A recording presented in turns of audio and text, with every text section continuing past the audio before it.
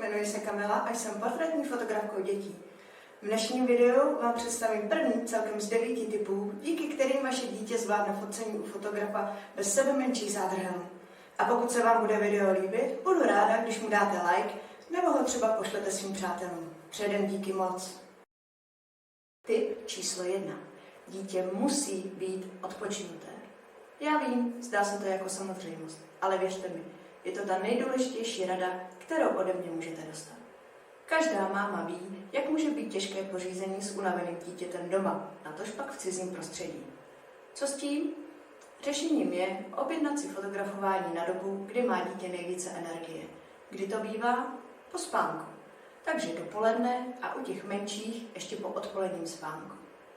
V ateliéru je to v podstatě jedno. Je jedno, jestli fotíme ráno, v poledne nebo večer. Ale pokud budete chtít venkovní focení, už bude třeba trocha toho plánování. Většina z vás chce takzvané západovky, ale v létě slunce zapadá až někdy po 9. hodině a to už většina malých dětí moc nedává. Na západovky tedy doporučuji spíše podzim. Pokud si ale trváte na letních západovkách a váš potomek nepatří zrovna k sobám, budete muset, chtě nechtě, trošičku zahýbat s jeho režimem. Jak? Začněte pomalinku po lehoučku zhruba 3 týdny předem posouvat jeho odpolední spánek tak, aby nakonec spal, dejme tomu, od 5 odpoledne do 7 večer.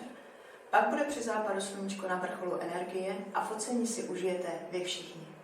Samozřejmě pak musíte počítat s tím, že dítě bude vzhůru nejspíš ještě po půlnoci a návrat k normálnímu režimu nebude pro unavenou mámu nikdy dost rychlý.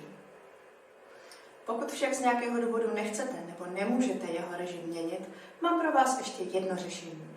Stejné světlo jako zapadající slunce dává slunce, i když vychází, ale to si zase budete muset přistat. Jak říkám, podzim to jistí. Pokud se vám video líbilo, dejte mu like, napište do komentáře, o čem byste třeba chtěli slyšet příště a jděte na můj profil a klikněte na tlačítko sledovat, ať vám žádné další tipy neutečou. A nebo jděte na YouTube, najdete mě tam stejně jako tady, Kamila Svobodová foto, a tam dávám i další videa.